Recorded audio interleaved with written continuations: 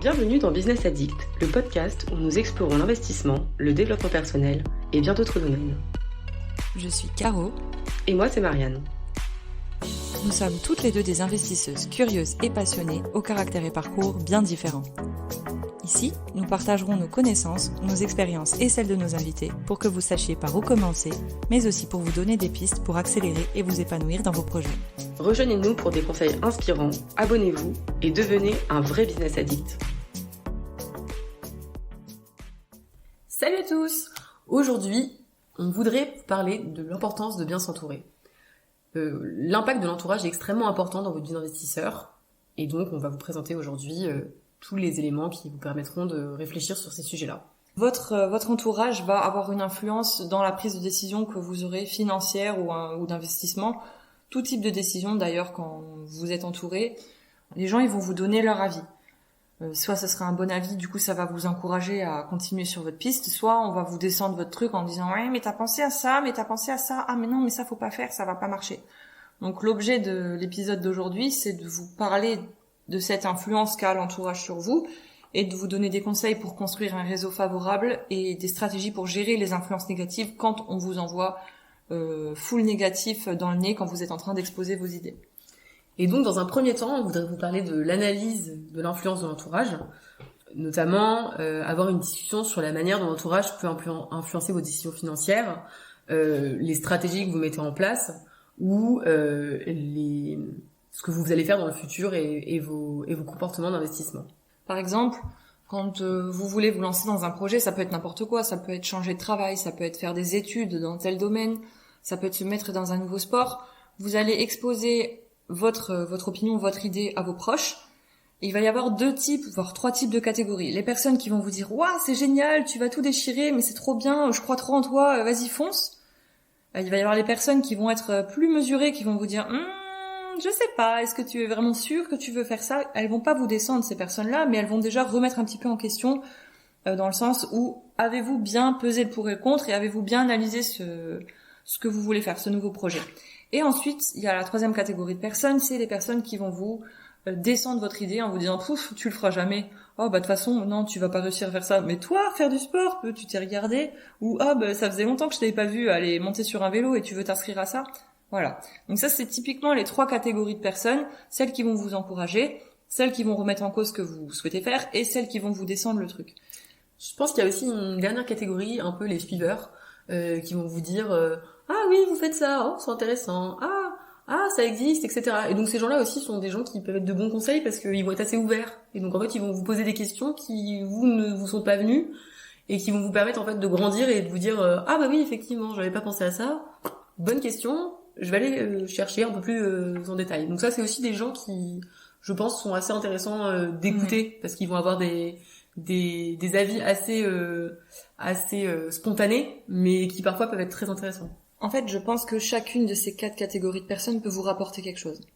Il y a les personnes super optimistes qui vont vous ramener du boost à fond. Vous savez qu'elles vous soutiennent, vous savez que ces personnes, si vous avez un coup de mou, vous leur parlerez de vos soucis, elles vous diront bah allez, tu vas rebondir, c'est pas grave, tu vas y arriver. Les personnes qui sont un petit peu sur le questionnement et qui vont remettre en cause, je pense qu'il faut quand même les écouter parce que souvent elles ont un avis qui est prudent, mais la prudence, c'est pas quelque chose de mauvais en soi. Donc peut-être écouter ce qu'ils ont à vous dire dans le sens où ils vont peut-être vous orienter dans une direction en vous disant est-ce que t'as pensé à faire ça, est-ce que t'as pensé à regarder ça, ok, j'entends, je note. Donc notez-vous les remarques de ces personnes, souvent elles vous veulent du bien. Sinon le groupe des personnes défaitistes, alors les défaitistes, parlons-en. Donc il faut les écouter. Donc sachez que quand ils vont vous exprimer des choses, c'est pas des choses qu'ils font, en fait c'est des choses qui vous expriment, qui sont par rapport à eux, ce que eux se pensent capables de faire ou pas. Ils vont vous dire oh t'es pas capable de faire ça, oh là j'y crois pas du tout, mais c'est pas parce qu'ils croient pas en vous, c'est parce que eux se penseraient pas capables de le faire eux. Et certaines personnes elles vous diront ça dans cette optique-là, d'autres personnes vous diront ça parce que clairement ils seront jaloux ou ils auront les boules que vous vous lanciez dans un truc. Ça en général c'est pas des bonnes personnes à avoir dans l'entourage, mais il y aura toujours des personnes qui vont vous envier.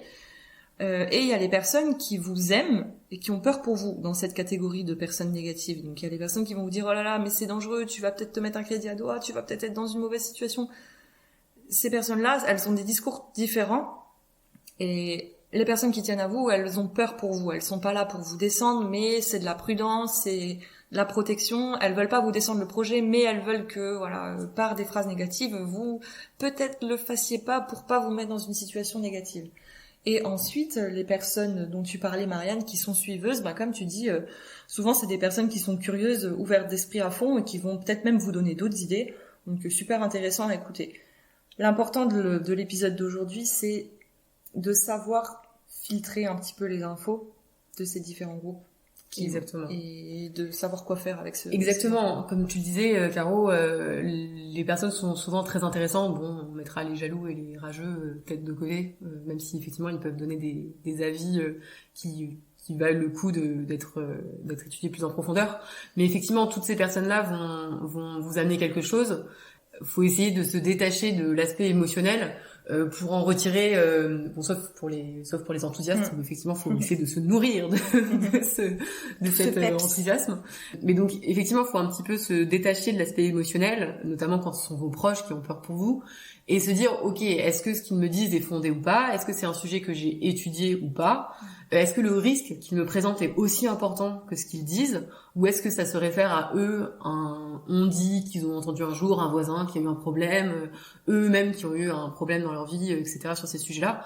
Voilà, donc faut savoir faire la part des choses, et encore une fois, étudier les choses en profondeur et avec rigueur pour être à l'aise en fait avec ce qu'on fait et pouvoir avancer en étant serein, quoi. Tout en sachant que la génération d'avant nous, donc les parents, vivaient dans un modèle financier très différent. Donc à l'époque, vivre avec un crédit, ça craignait. Donc il fallait acheter et solder son crédit le plus vite possible, parce qu'un crédit, oh là là, c'est de l'argent qui part tous les mois, c'est dangereux, c'est risqué, on n'est pas serein. Épée de Damoclès, on perd de l'argent. Enfin, ça avait pas du tout l'image de levier que le crédit a aujourd'hui. Donc les parents qui vont vous soutenir ou moins vous soutenir parce qu'ils vont vous dire mais t'es sûr tu vas t'endetter sur 25 ans avec ça, oulala, mais tu vas devoir payer beaucoup tous les mois. C'est pas qu'ils sont contre le projet, c'est simplement qu'à leur époque ça ne se faisait pas comme ça. Et on leur a présenté les modèles comme ça, et aujourd'hui l'économie change, les modèles changent, et ce qui fonctionne change aussi. Donc il faut bien prendre en compte que c'est pas du refus ou du rejet de votre projet, c'est juste qu'à leur époque ça se faisait pas comme ça. Et par exemple pour mes parents, pour vous donner un cas concret, ils n'ont pas été contre le projet. Je leur ai montré un peu mon premier projet personnel, quand je leur ai montré l'analyse financière, les loyers qui étaient pratiqués à l'époque sur le secteur où j'ai acheté, ce que je pouvais en faire, ils m'ont dit waouh, mais c'est top, vas-y fonce, lance-toi. Et pour le coup, ils m'ont apporté un super soutien à rude épreuve, à toute épreuve, même quand il y a eu des galères. Le fait d'avoir une famille qui est là, qui dit on va t'aider, on va mettre la main à la pâte. Franchement, au bout de mon cœur, d'avoir un entourage pareil, c'est vraiment chouette. Parce que c'est un peu ce que j'ai vécu moi dès le début, mais dans tous les projets, que ce soit changement de job, changement d'études, me réorienter en plein milieu, démissionner parce que ça, en fait, avoir un entourage qui vous soutient, ça fait une différence incroyable. Tout à fait d'accord. Et ça nous amène quand même à quelque chose d'assez important. Entourez-vous d'un réseau qui est positif, favorable, qui vous permet en fait de favoriser une mentalité positive, quoi. Donc voilà, on a tous un copain, une copine qui est le défaitiste de la bande, et on l'adore pour ça, pas forcément pour ça, pour d'autres choses. Et c'est pas pour ça qu'on sera plus amis avec lui. Mais apprenez à prendre les commentaires pour ce qu'ils sont, et à vous entourer d'un réseau qui va être favorable à votre évolution. À votre évolution, pas forcément toujours favorable à ce que vous dites, on n'est pas sur ces sujets-là, mais favorable à votre développement, et qui vous apporte les choses dont vous avez besoin pour grandir. Notamment si vous voulez investir, entourez-vous de personnes qui sont ouvertes à l'investissement, pas de personnes qui pensent que investir c'est pas bien, que de toute façon son salaire c'est la seule chose qui compte, et donc ce qui est important c'est d'aller boire des verres et d'utiliser tout son salaire et de vivre comme ça au jour le jour. Voilà, c'est des schémas de vie qui sont différents, et donc si vous voulez vous mettre dans un schéma d'investir, etc., entourez-vous de personnes qui vont être favorables à ça, et qui du coup vont vous aider à grandir dans ce chemin-là. T'as raison. C'est sûr que si tu échanges avec des personnes qui ont à peu près pas forcément fait ce que tu souhaites faire, mais qui ont des projets en cours ou que tu sais qu'elles sont intéressées par ça, ben tu vas avoir des échanges beaucoup plus interactifs, positifs, constructifs et qui vont te driver bien plus que si tu parles avec des personnes que quand tu leur parles d'acheter un bâtiment ou que tu leur parles de, je sais pas, de vendre des voitures ou que tu leur parles d'ouvrir une entreprise de ménage, genre, je sais rien, elles vont te dire, oh là là, mais qu'est-ce que tu fais ça? Trouve-toi donc un CDI bien payé, et, achète ta maison, fais tes enfants et terminé, quoi. Sachant que l'un n'est pas exclu, enfin, l'un n'exclut pas l'autre. Donc, tout est possible, en fait. C'est juste se faire du bonus et pouvoir se libérer de contraintes, d'avoir un employeur ou même certaines veulent juste pouvoir lever le pied, se mettre à mi-temps ou pouvoir se mettre à 80% et pour ça, ont besoin d'un complément à côté. Donc, tout est faisable. Effectivement. Et c'est à vous de définir, en fait, ce dont vous avez besoin et du coup, de savoir, en fait, vous entourer bien de personnes qui sont positives. Ça veut pas dire qu'ils sont des personnes qui ne sauront pas vous dire quand vous êtes dans une mauvaise direction ou qui ne sauront pas vous dire quand ils ne sont pas d'accord avec vous, mais qui sont dans l'envie, en fait, de progresser. Et ça, c'est, je pense, extrêmement important quand on veut grandir et quand on veut être le plus éclairé possible sur ce qu'on fait et nos stratégies. C'est vrai. Si on parle, par exemple, d'endroits où des types de personnes un petit peu dans les projets sortent, c'est vrai que j'en ai parlé avec plusieurs personnes qui sont un peu dans les investissements, les endroits type UCPA par exemple, des séjours sportifs.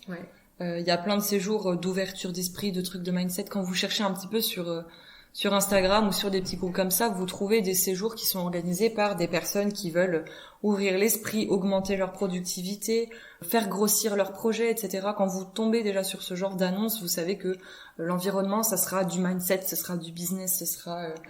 Exactement. Et ce seront des gens positifs, ça veut pas dire que ce seront des gens qui n'ont pas de problème dans leur vie ou qui sont toujours hyper joyeux, etc. Ça veut pas dire ça, ça veut dire que ce sont des gens qui sont des battants, qui sont déterminés et qui, quand il y a quelque chose qui se passe mal, sont capables de se dire bon bah ça se passe mal, c'est pas drôle, je suis triste, c'est compliqué, mais je vais rebondir et je vais grandir, etc. Et donc faut vraiment essayer de... Quand certaines personnes vont dans des séjours comme ça, elles savent qu'elles vont se rencontrer, être dans un endroit où il y a plein de personnes avec mindset fun, sport, investissement, etc. Tu sais que tu vas là-bas, tu vas rencontrer des personnes fun, avec des projets et que tu vas pouvoir avoir des échanges intéressants et c'est top. Exactement. Et puis aussi le fait d'être avec des gens comme ça, enfin qui sont comme vous, attire des gens comme vous aussi. Enfin, c'est un peu exponentiel comme exponentiel. Là, on va passer pour une secte. Non, mais c'est clair que parler avec des personnes qui vous comprennent, ça fait la différence. Exactement. Tu regardes toi et moi quand on papote de nos projets, on peut parler très longtemps. Très longtemps. Et en fait, encore une fois, ça dépend pas du niveau d'études, ça dépend pas de ce que vous avez fait comme études, ça dépend pas, on a fait des études quand même assez différentes, on a eu des parcours assez différents. En fait, c'est vraiment un état d'esprit. Et même, ça dépend pas de ce que vous avez, de ce que vous possédez. Exactement. On s'en fiche, en fait, de qui a quoi. Totalement. C'est juste le mindset, comprendre et s'intéresser et être curieux et vouloir soit investir ou soit avoir des projets de le faire, ou même juste être curieux. Mais certaines personnes le sont pas et c'est sûr que on se confronte pas toujours au même type de personnes et c'est vrai qu'il est pas rare que tu commences à parler d'investissement avec une personne quand il te demande qu'est-ce que tu fais de ton temps libre et que la personne elle se braque ou elle te dise ok c'est cool ton truc et ça m'intéresse pas et que que la conversation elle s'arrête rapidement, ça arrive tellement souvent. Ouais. Oui, après voilà, il en faut pour tous les goûts et c'est vrai que c'est difficile des fois de trouver des gens qui sont sur le même état d'esprit et qui du coup permettent de grandir. C'est vrai que moi je me pose toujours la question, il y a des gens qui sortent de l'école et qui se disent maintenant j'ai fini d'apprendre, je vais vivre ma vie tranquillement et je vais pas chercher à apprendre plus de choses. Donc moi c'est pas ce dont j'ai besoin et en fait faut savoir trouver des gens qui du coup vont être comme vous êtes quoi. Surtout le plus important c'est de gérer les influences négatives. Tu peux t'entourer à peu près de n'importe quelle personne tant que la personne elle est pas en train de te dézinguer ton état d'esprit en fait. Et si c'est le cas, soit c'est vraiment une personne avec qui t'es obligé de composer, par exemple si c'est ton collègue de travail, ton binôme au travail, tu sais que tu dois te le coltiner de toute façon, qu'il est super négatif envers toi ou envers tes centres d'intérêt et qui dénigre tout. Il faut apprendre à se blinder sur ça et à se faire confiance et à avoir confiance en sa propre analyse, en sa recherche qu'on a fait au préalable ou en soi, simplement résister à tout ça et et laisser couler, ça rentre par une oreille et ça sort par l'autre. Il faut les entendre, mais il faut pas les écouter, ces choses-là. Enfin, faut pas que ça vous dézingue. Je suis assez d'accord, et je trouve qu'il est difficile au début, c'est de se dire que ça ne dépend pas d'une personne toujours. Ça dépend souvent d'une conversation. Et donc en fait, il y a des personnes qui vont être extrêmement constructives sur certaines choses et qui vont vous dire ah oui, un investissement sur ton livret A, bon super idée, un investissement dans une startup, super idée. Et qui, quand vous allez leur dire ah bah je fais aussi de l'immobilier, ah non mais c'est vraiment nul, etc. Voilà, faut savoir reconnaître les gens qui vont être négatifs mais constructifs et les gens qui vont être négatifs et pas du tout constructifs. C'est clair. Non, voilà, la critique pour la critique, ça a pas trop d'intérêt et il faut savoir s'en détacher en fait. Voilà. Enfin, faut savoir prendre les choses pour ce qu'elles sont, le reconnaître et se dire bon bah voilà, c'est quelqu'un qui a certainement vécu quelque chose, qui est frustré par rapport à ça ou qui lui-même a eu une mauvaise expérience sur ces sujets-là, et être capable de reconnaître ce genre de choses pour se dire voilà, ce n'est pas à prendre en compte. Après, ce qu'il faut aussi filtrer, c'est les personnes qui vont venir nous dire ah mais t'aurais pas dû faire ça, t'aurais dû faire ça parce que ça, parce que ça, parce que ça, parce que ça. Ces sources-là, ils ont rien fait ces gens-là, hein, mais ils vont vous dire que vous auriez dû faire autrement parce que c'était mieux. Ça, il faut trier. Ça, je suis assez d'accord. Alors, encore une fois, il y a deux types de personnes qui sont comme ça. Il y a des personnes qui vont vous dire, ah oui, non, mais alors, t'as pas fait ça, gna gna gna, c'est pas bien, gna gna gna gna. Et effectivement, ils peuvent avoir parfois raison, mais en même temps, on peut pas tout savoir, et l'important, c'est de faire du mieux qu'on peut. Donc, en fait, il faut quand même toujours se souvenir que le moment où vous avez fait la chose, vous étiez pas au courant de ça, que vous avez fait du mieux que vous avez pu, même si vous avez pas fait du mieux que vous avez pu, vous avez fait comme ça. Et donc, en fait, faut pas se dire oulala, j'ai pas bien fait. Si vous avez fait, c'est déjà très bien. Fait quelque Exactement. chose, c'est clair. C'est déjà très bien, et en fait, soyez content de ce que vous avez fait, et servez-vous-en de leçon. En fait, dites-vous bah la prochaine fois, je ferai différemment parce que je sais que c'était mieux. Donc voilà. Enfin, et il y a les gens après qui vont critiquer juste pour critiquer parce que ils ont envie de critiquer quoi. Donc ça après faut. Après souvent ces choses-là, ça vient du manque d'éducation financière, de manière globale. Hein. Pas seulement pour nous, mais pour tous les gens au final, j'ai envie de dire. Parce que c'est vrai, comme tu dis, tu sors de l'école, t'as l'impression que ben voilà, t'es formé, t'es prêt à faire face à tout. Mais non, en fait, Je sais pas ce que c'est un livret A. Tu sais pas ce que c'est un livret A. Le travail, il change. On t'a jamais appris comment ça fonctionne si tu veux emprunter de l'argent pour faire quelque chose. Exactement. Il manque une matière. Composés, tout ça. Il manque une matière à l'école, éducation financière. Donc c'est aussi un petit peu pour ça qu'on a créé un petit peu ce projet-là, c'est pour pouvoir partager un peu des infos. Sans dire qu'on est experte, parce qu'on l'est pas du tout déjà de une, qu'on fait plein de boulettes nous aussi, mais au moins si on peut apporter quelques infos qui peuvent servir et aider au final. Exactement. Et c'est vrai que aujourd'hui, moi-même, hein, quand je suis sortie de l'école, je pense qu'un livret A, je savais à peine ce que c'était. C'était le truc où je mettais de l'argent quand j'en avais un petit peu. Mais c'est vrai que j'avais aucune connaissance du reste. Je savais même pas comment fonctionnait une assurance vie. Et donc en fait, tout ça, c'est quand même des choses, enfin l'assurance vie, le livret A, le LDD, tout ça, c'est quand même des choses où il est extrêmement facile de se renseigner. Vous allez sur le site de l'État, enfin vraiment, vous avez des informations, c'est le site de l'État, quoi. Donc vous êtes sûr des informations. C'est quand même compréhensible assez facilement. Si vous comprenez pas, il y a quand même beaucoup de vidéos sur YouTube, des choses comme ça qui peuvent vous expliquer. Enfin, moi, il y a des choses que je comprenais pas forcément.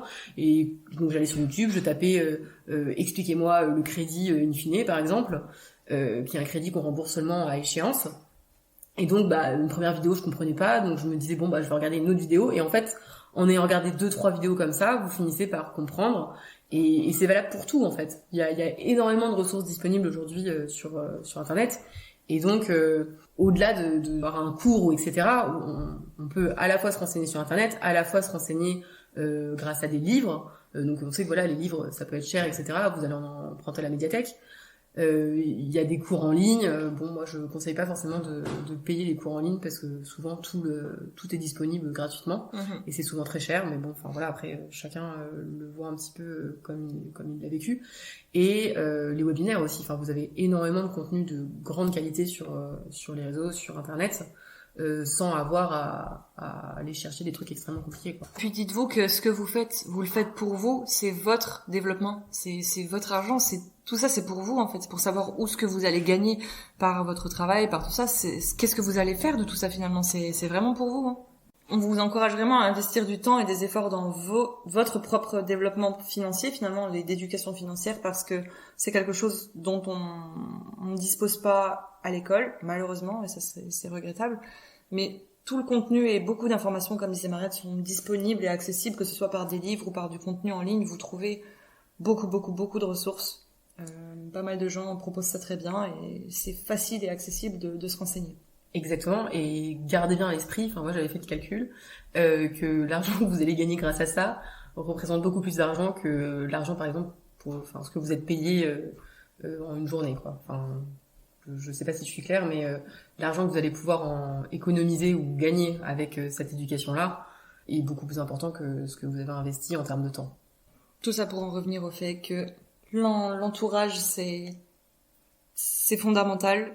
Il faut écouter les choses qu'on nous dit qui sont pas forcément positives, tout en recherchant l'information qu'il y a derrière tout ça, parce que il y a toujours des informations à en retirer, et se blinder sur les personnes qui vont vous descendre, parce que c'est pas forcément des choses qui sont mal pour vous, mais c'est des choses qu'elles ne se verraient pas faire.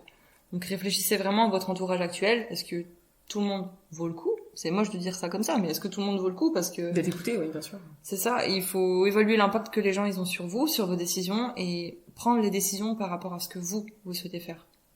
Et donc surtout, entourez-vous de personnes positives qui sont bien informées, en tout cas sur les sujets sur lesquels elles veulent vous critiquer. Poursuivez votre éducation financière, partagez vos expériences et partagez avec des personnes qui ont aussi des expériences similaires ou pas, pour pouvoir grandir et vous créer un réseau de personnes qui vont aussi vous faire grandir, vous challenger et vous rendre plus connaisseur, vous rendre plus informé et plus apte à investir et de façon éclairée et sensée. Surtout, gardez bien à l'esprit que votre entourage, en tout cas les personnes qui vous aiment, sont là pour vous soutenir, même si parfois elles le font pas. En tout cas, elles ont pas l'air de le faire. Et donc, on dit pas de changer d'entourage, on dit juste prenez les remarques pour ce qu'elles sont, selon la personne qui vous les a faites et son intérêt à elle. Et essayez de comprendre ce qu'il y a derrière. Une critique, Exactement. c'est pas forcément une critique pour critiquer. Des fois, c'est de la protection. Des fois, c'est de la peur pour vous. Des fois, c'est de l'amour et les parents voient leur bébé se mettre dans une situation inconfortable et bien que vous ayez 30, 35, 25, vous restez le bébé de vos parents et ça peut expliquer certaines réactions un petit peu apeurées de leur part, disons. Merci de nous avoir écoutés durant tout cet épisode. Nous avons été ravis de partager avec vous nos connaissances sur ces sujets-là. Et nous vous retrouvons très bientôt pour un nouvel épisode. Bye bye! Et voilà, c'est déjà la fin de cet épisode. On espère que vous y aurez trouvé des informations intéressantes pour vous lancer. Si vous l'avez aimé et pour nous soutenir, on vous invite à le partager à vos proches et à vous abonner. Restez connectés et on se dit à très vite. Ciao ciao!